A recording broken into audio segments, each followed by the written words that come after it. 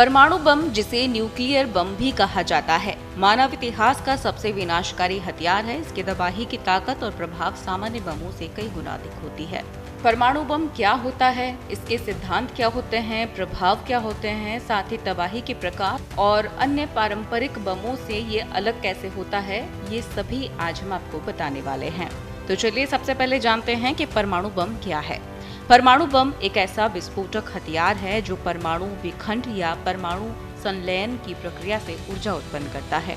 ये ऊर्जा इतनी प्रचंड होती है कि एक ही विस्फोट में लाखों लोगों की जान ले सकती है और पूरे शहर को तबाह कर सकती है। विखंड बम यूरेनियम 235 या प्लूटोनियम 239 जैसे रेडियोधर्मी पदार्थों के परमाणुओं को तोड़कर ऊर्जा उत्पन्न होती है। हिरोशिमा और नागासाकी पर गिराए गए बम इसी प्रकार के थे। हाइड्रोजन के आइसोटोप्स को आपस में जोड़कर सूर्य की तरह ऊर्जा पैदा की जाती है। ये विखंडन बम से भी अधिक शक्तिशाली होता है। परमाणु बम कैसे काम करता है, चलिए ये भी आपको बताते हैं। बम के अंदर एक रासायनिक विस्फोटक रेडियोधर्मी पदार्थ जैसे यूरेनियम या प्लूटोनियम को संपीड़ित करता है, जिससे एक महत्वपूर्ण द्रव्यमान बनता है। परमाणु विखंड शुरू होता है, जिसमें एक परमाणु के टूटने से न्यूट्रॉन निकलते हैं जो अन्य परमाणुओं को तोड़ते हैं। ये प्रक्रिया कुछ ही माइक्रोसेकंड में लाखों गुना बढ़ जाती है।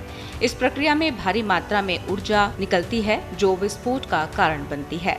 परमाणु विस्फोट से उत्पन्न होने वाली शक्तिशाली वायु तरंगे इमारतों, पुलों और अन्य ढांचों को मिट्टी में मिला देती है। 1945 में हिरोशिमा पर गिराए गए बम ने 5 वर्ग किलोमीटर क्षेत्र को पूरी तरह नष्ट कर दिया था। इसका प्रभाव ये हुआ था कि विस्फोट के केंद्र से कई किलोमीटर तक फैलता है, जिससे तुरंत लाखों लोग मारे जा सकते हैं। थर्मल रेडिएशन विस्फोट से निकलने वाली गर्मी यानी लाखों डिग्री सेल्सियस त्वचा को पिघला देती है और आग का तूफान पैदा करती है। लोग जलकर मर जाते हैं और आग से जंगल, घर और अन्य सामग्री जलकर राख हो जाती है। हिरोशिमा में कई लोग इसी गर्मी से तुरंत भस्म हो गए थे। विस्फोट के तुरंत बाद गामा किरणें और न्यूट्रॉन निकलते हैं जो जीवित प्राणियों के लिए घातक होते हैं। विस्फोट के बाद रेडियोधर्मी कण हवा में फैलकर मिट्टी, पानी और फसलों को दूषित कर देते हैं। इससे कैंसर, आनुवंशिक विकार और लंबे समय तक स्वास्थ्य समस्याएं पैदा करता है। नागासाकी में कई लोग बाद में रेडियोधर्मिता से मरे। परमाणु बम और पारंपरिक बम में अंतर क्या है, चलिए ये भी आपको बताते हैं। परमाणु बम की ऊर्जा स्रोत पर बात करें तो परमाणु विखंड या संलयन है, वहीं पारंपरिक बम रासायनिक प्रतिक्रिया जैसे टीएनटी है। विनाश की क्षमता की बात करें तो लाखों टन टीएनटी के बराबर परमाणु बम की क्षमता है, वहीं पारंपरिक बम की कुछ किलो से टन तक की क्षमता है। प्रभाव क्षेत्र ये कई किलोमीटर तक है, वहीं पारंपरिक बम से कुछ मीटर से सैकड़ों मीटर तक है। रेडियोधर्मिता परमाणु बम में रेडियोधर्मी विकिरणी या फॉल आउट है, वहीं पारंपरिक बम में कोई रेडियोधर्मी प्रभाव नहीं है।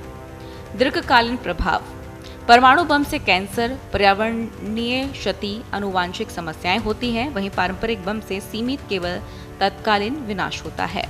परमाणु बम के तबाही के दीर्घकालीन प्रभाव क्या पड़ते हैं, ये भी आपको बताते हैं।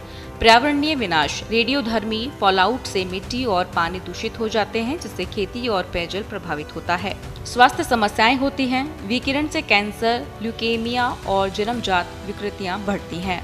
आर्थिक नुकसान होता है, शहरों के पुनर्निर्माण में अरबों डॉलर खर्च होते हैं।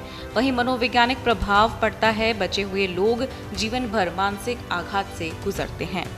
इतिहास में परमाणु बम का उपयोग आपको ये भी बताते हैं कि कैसे उपयोग हुआ। हिरोशिमा में लिटिल बॉय बम से करीब 1,40,000 लोग मारे गए। नागासाकी में 9 अगस्त 1945 में फैटमैन बम से लगभग 74,000 लोग मारे गए। ये एकमात्र मौके थे जब युद्ध में परमाणु बम का इस्तेमाल हुआ था। परमाणु बम से बचाव कैसे संभव है, ये भी आपको बता देते हैं।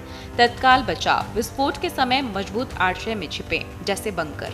विकिरण से बचाव रेडियोधर्मी फॉलआउट से बचने के लिए कुछ दिनों तक घर के अंदर रहें। जागरूकता सरकार और वैज्ञानिक संगठनों की चेतावनियों का पालन करें। वहीं परमाणु बम की तबाही सामान्य बमों से कहीं अधिक भयावह होती है, क्योंकि ये न केवल तत्कालीन विनाश करता है बल्कि दीर्घकालीन पर्यावरणीय और स्वास्थ्य समस्याएं भी पैदा करता है। इसका रेडियोधर्मी प्रभाव पीढ़ियों तक रहता है। यही कारण है कि विश्व समुदाय परमाणु हथियारों के प्रसार को रोकने के लिए संधियां जैसे एनपीटी और कूटनीतिक प्रयास करता है। परमाणु बम की शक्ति और समझना और इसके उपयोग से बचना मानवता के लिए बहुत जरूरी है।